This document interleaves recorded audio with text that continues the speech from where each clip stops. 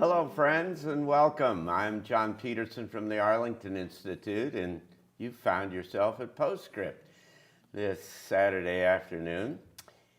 We do this about every month, and we bring an extraordinary kind of unusual speaker to our little town in Berkeley Springs, just down the road from Washington and Baltimore, to talk about some aspect of the big change that's going on in the world today.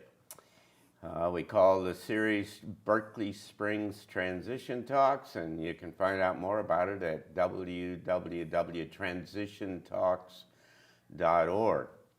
And the underlying kind of notion is that humanity is in the middle of an amazing kind of transition that it's going to turn into a whole new human and a new world.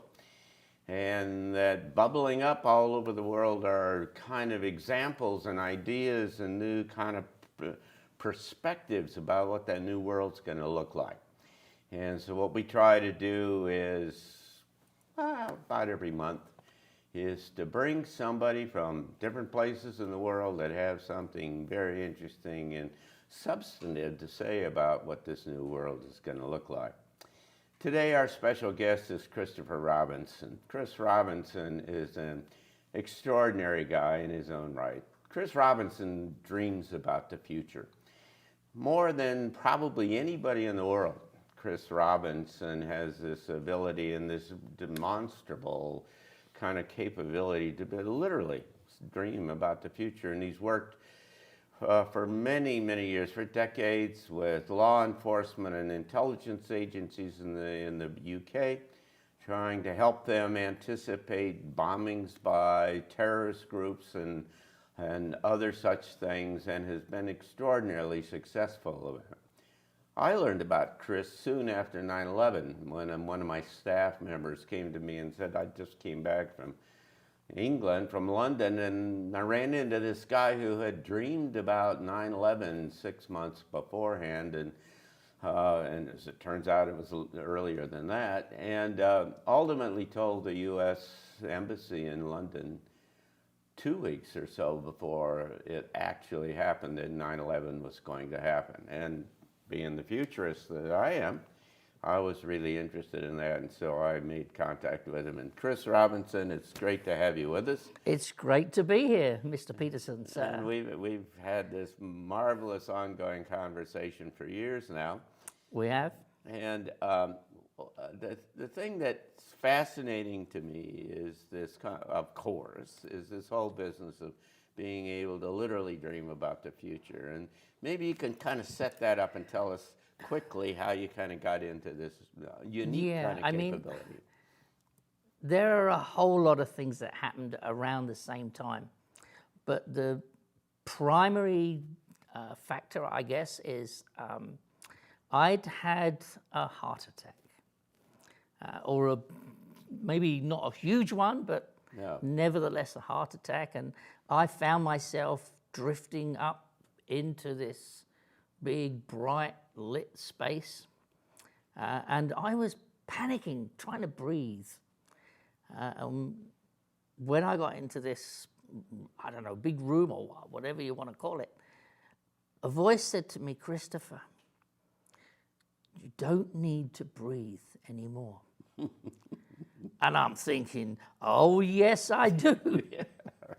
And I'm struggling, and I am not breathing. I'm really fighting to get this to work.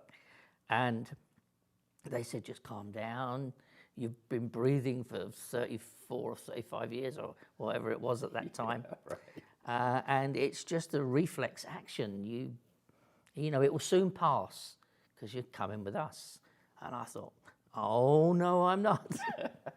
So anyway, I ended up having an argument with this head honcho up in the sky, St. Peter or whoever it was, and telling them that, you know, I'm not coming. And they said, why don't you want to come? And to keep it brief, I was helping a few people with some very important anti-corruption things. And my response was, who's going to help Frank if I come with you now? It's, you know, the bad guys are going to win. And it goes on a bit, but eventually they said, because I haven't asked for something for myself, they were prepared to allow me to come back, which was a relief. But there was a condition. And the condition was, and I'll be honest, I hadn't got a clue what they were talking about, but they said, you have to live in both our worlds from now on. So I said, yeah, sure, whatever. I want to go back. Yeah. And I found myself with chest pains and back in my body, and in this boat that I was in. Obviously, I eventually got checked out of the hospital, and they thought that there was a small heart attack, and they put me for follow-on tests and things like that. So something really happened, and quite shortly after that, I started experiencing these wacko dreams about things that happened the next day or within just a few days. Sure. And, that's kind of difficult to get your head around. I mean, what is, and I'm thinking, is this what they mean by living in both the worlds? And anyway, the dreams progressed, and I decided that I needed to write them down. So I got some diaries and started writing them down, and started dreaming about things which were of huge importance, at least to my country, where bombs were going to go off, where people were going to be machine gunned, where, terror, and airplanes can. And airplanes are going to blow up. Yeah. And I decided that I needed to slowly open this up to the authorities. And of course, my idea of being able to slowly open it up got hit on the head. Yeah. Well, let's talk about this just a little bit. Now, you've got, obviously, in some cases, you get kind of visions or voices or images of people telling you what's going to happen and explicitly. Yeah, and sometimes you just find yourself as an observer to a situation. And your real self in the future, and I soon developed an understanding where there was no voice, there was no instructions, that I needed to think. Right. So I'm at something that's going live in front of me, and while I'm there, I need to think, so when I wake up, how am I going to deal with this? Right. What do I need to take note of? What do I need to remember, like markers and street names and things like that? Some of the things are explicitly what's going to happen. Some of the things. And some things are symbolic. Some of the clues are symbolic. Right. The big events were what you see is what you're going to get. But the clues that you needed to work out where this might be, when this might be, who is going to be doing this, were pretty much at least 50-50 symbolic and literal. Yeah, but you developed over time, rather quickly, I presume. Quite quickly. A taxonomy, kind of a framework for trying to understand the dreams. And so the dreams have animals in them. And so I kind of built up a lexicon, if that's the right word. Right. Terrorists or killers were dogs. I see. So if I'm in a dream and it's a peaceful, tranquil situation and suddenly these dogs appear, I'm, whoa. Yeah, right. We now got an incident about to happen. And I know that it's a killer of some sort 99% of the time. And if it's raining? If it's raining, it gave me an idea of the disaster effect. So if it was raining, it would be nasty. If it was snowing, it would be really nasty. Right. And you could get a sense of the proximity of the whole thing. Yeah, and some of it you can't explain. Some of it's just the feeling tells you. Yeah. But if it was snowing, and it was going to be really close. And it was going to be really nasty. So you've developed this over time, and it really turned into some kind of iconic kind of events. Whole lots of other things, but some iconic kind of things like airplanes blowing up. So tell us about the Lockerbie event. I think I lost my virginity to the police and the intelligence authorities on the 21st of December 1988. And I dreamt that I was watching two dogs driving a car from East London to West London. And I'm like looking down on them. And they then turned into people. And they had a rendezvous with another car with two dogs that turned into people. And they'd handed them some explosive device. And these two people drove back into central London. And that's what I knew they'd done, but I didn't follow them back to a location. But I followed the other terrorists into Heathrow Airport, where they proceeded to get themselves into a luggage storage area and plant this bomb in a suitcase. And then I saw a plane taxiing. I saw a plane take off. And in the dream, it was quite short, so not much in between it exploding and falling to the ground. And I thought, gee. So I've got up that morning. As it happened, I had to be in London to meet some people, some officers from Scotland Yard anyway, for something else we were doing. And these two particular officers, I'd already discussed scenarios like this, where one terrorist group would get another terrorist group to carry out or assist each other in their operations. And anyway, I met these two officers and I told them about the dream. And they said, "Christopher." I said, "Yes, sir." He said, "What do you want us to do with this?"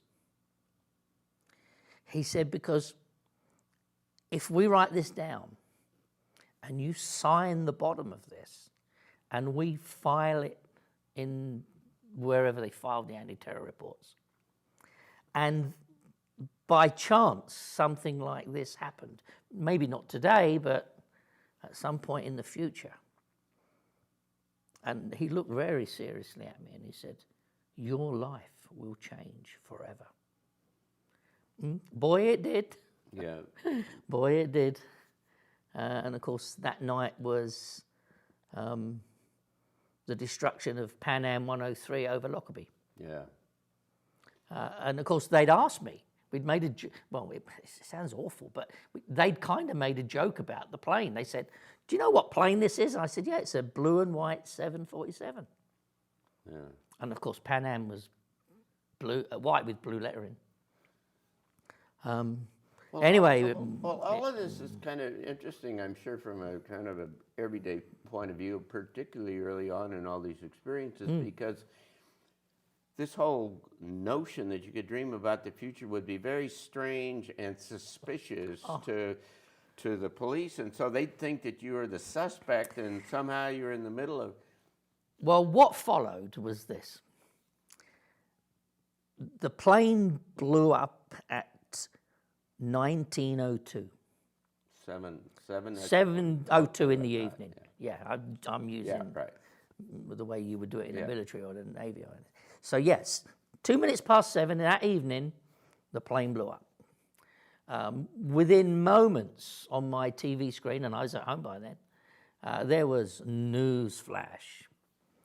And I said to my girlfriend, as it was at the time, "That will be my plane." By 7:30, I got a telephone call. "Christopher." I said, "Yes, sir." He said, let's put it like this.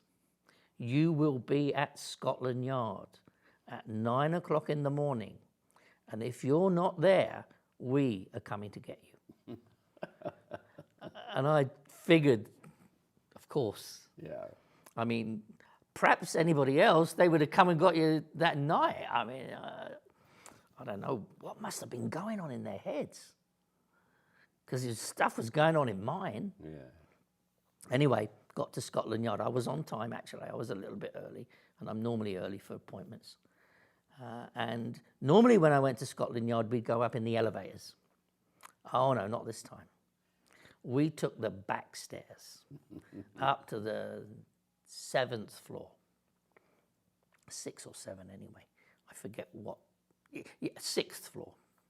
So as we're walking up the stairs, I'm only little, 5'4" or 5'5" or something.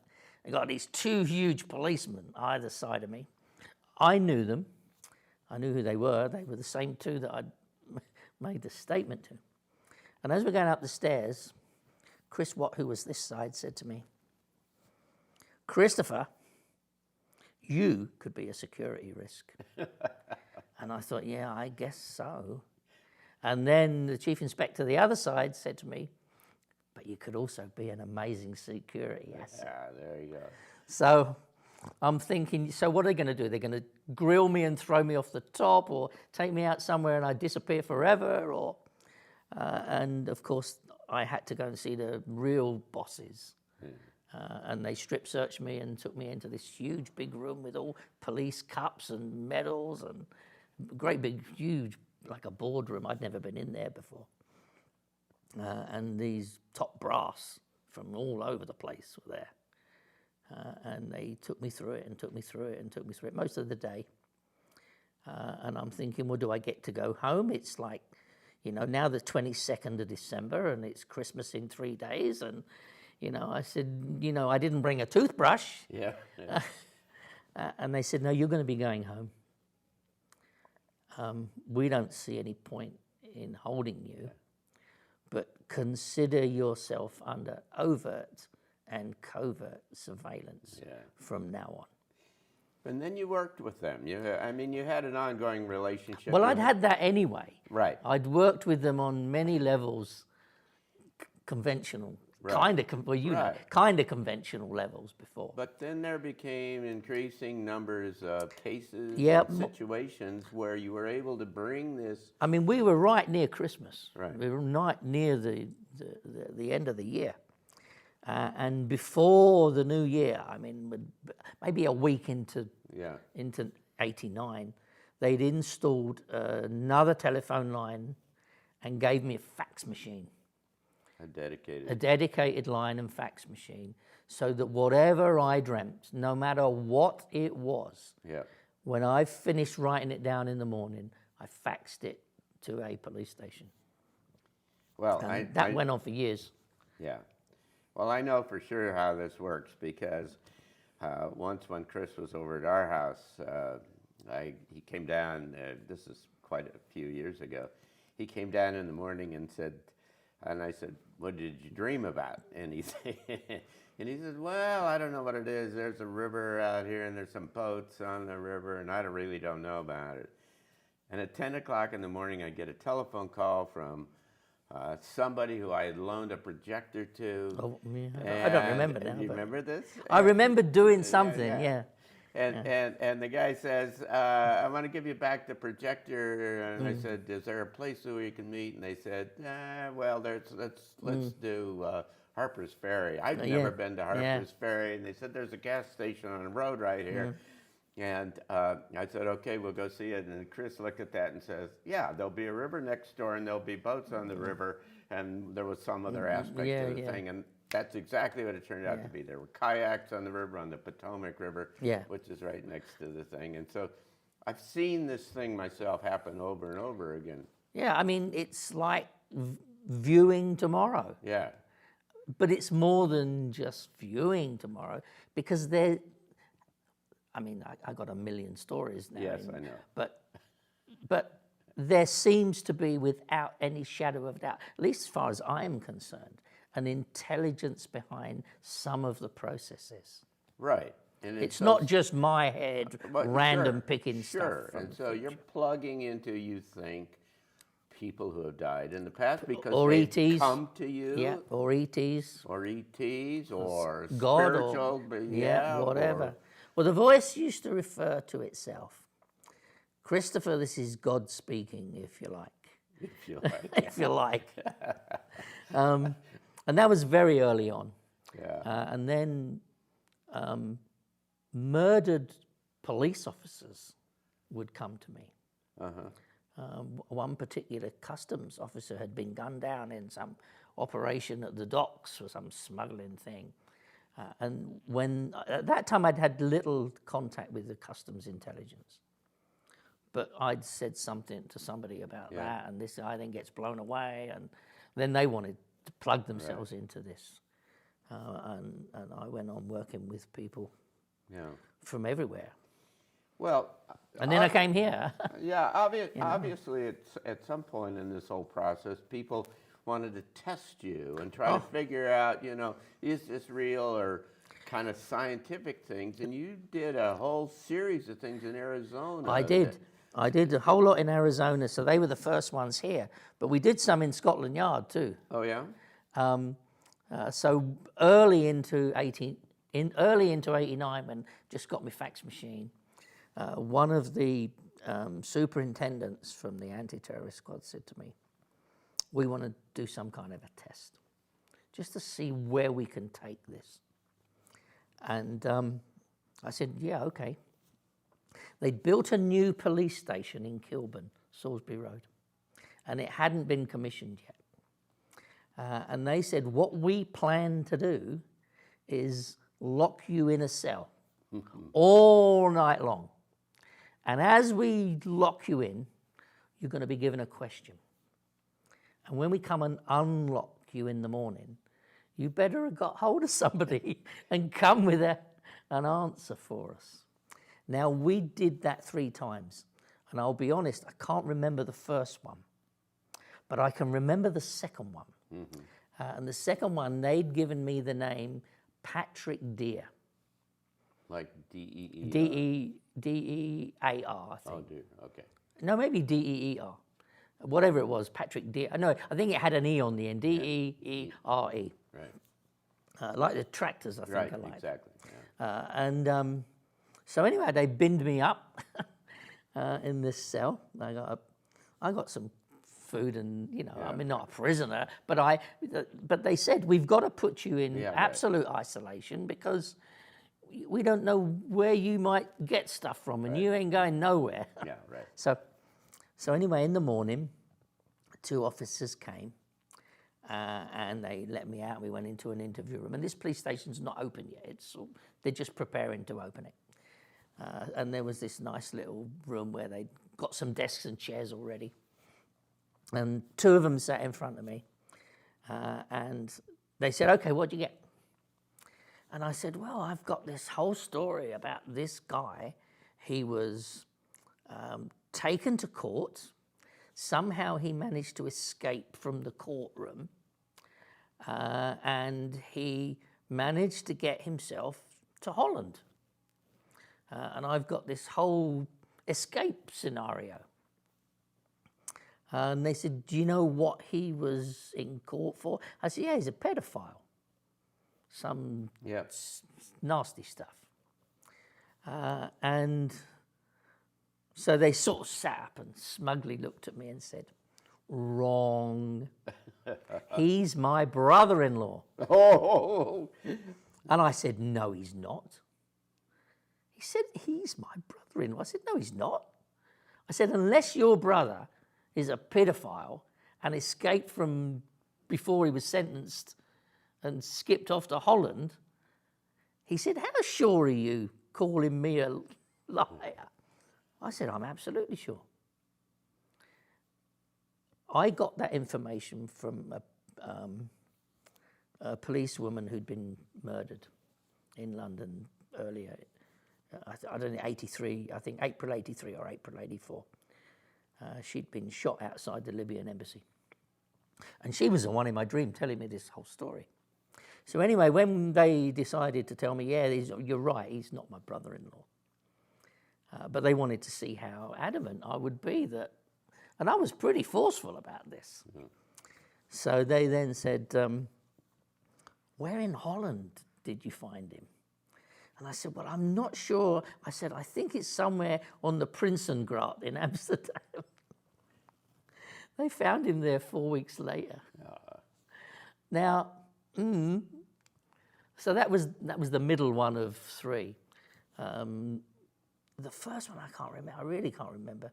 And the other one was probably something that's politically not correct to say because of the way the dream gave it to me. Right. People might be offended with the terminology in the dream, but basically one person had murdered another person, and they wanted to know whether they'd got the right person on trial. Right. And of course, because I was able to say that I can describe these two people, right.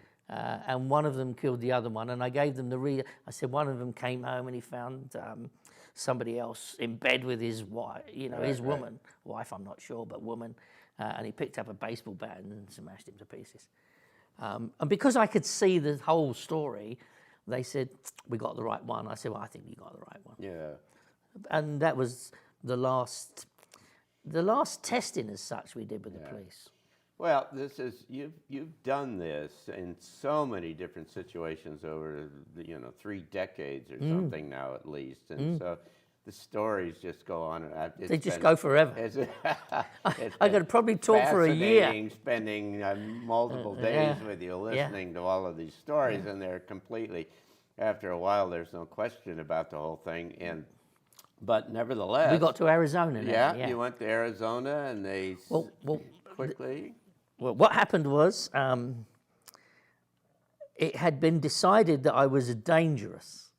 I was on an operation infiltrating the terrorist group, which was we don't have to say who they were, but and I'd been picking up information that I shouldn't have, right? That weren't to do with the group, right? And they were to do with a certain police officer of extremely high rank that was doing things he shouldn't do. Right. And I didn't want to report that to them, but I knew what phones were tapped. Right. So I called one of the phones and said, I've had this amazing story in the tree, knowing that they've put it down. And I got called to a meeting. I got a phone call. We want you to be at Madingley War Cemetery in Cambridge, United States War Cemetery. Yeah, right.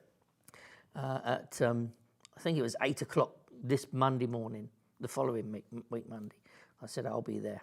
And when I got there, they said to me, do you know why we brought you here? I said, yes, I'm getting the boots. In other words, I'm going to get fired. I'm off the case. And they said, and okay, so how did you work that out? I said, oh, it was really simple. I said I was walking along an electrified railway line in the dream initially, coming towards this place. I said, and a girlfriend of mine who'd been dead for a little while came in the dream, and she handed me a pair of rubber Wellington boots so I could walk along the line without getting electrocuted. Right. And anyway, I said, I figured the boots were the boots. And they said, well, we want you to know it's nothing to do with us. Right. We are happy working with you. It's political. Oh, I said, I'm sure. Yeah, right.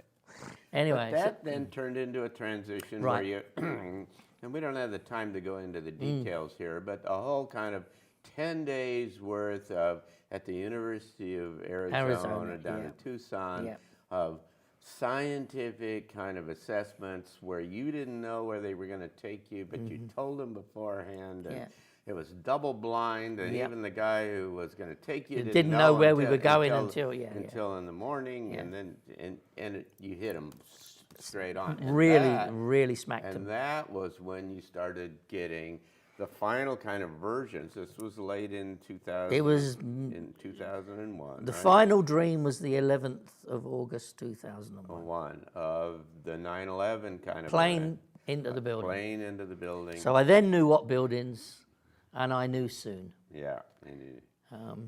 And people. And that is a story that we don't have the time to talk about. Well, we may do this again. We could do this again. But if anybody's really interested, they can find that story on YouTube. You can find the story They've only got to do Chris Robinson, Dream Detective, or Arizona Experiments. Yeah. And They you can can find find his the book called Dream Detective, which it talks all about these kinds of stories and innumerable kind of videos on YouTube and other kind of places, and a great deal of information. Chris is a healer. He has wonderful stories about how he's helped people in late-stage cancer and other kinds of things. He helps people personally, one-on-one, in terms of dreaming and nightmares and sleeping problems and other such things. And he's a wonderful kind of resource, and has traveled all over the world and major kind of television. God, you've been the subject of everywhere. big television I think shows. every major network has done a documentary. Major, not National Geographic done 3 or 4, History Channel, Discovery, Science, and of course the BBC and the ITV, all the UK channels, some of the European channels. There's a movie called Premonition Man. There's another one, The Man Who, and Stan Lee, my greatest hero, did Future Man.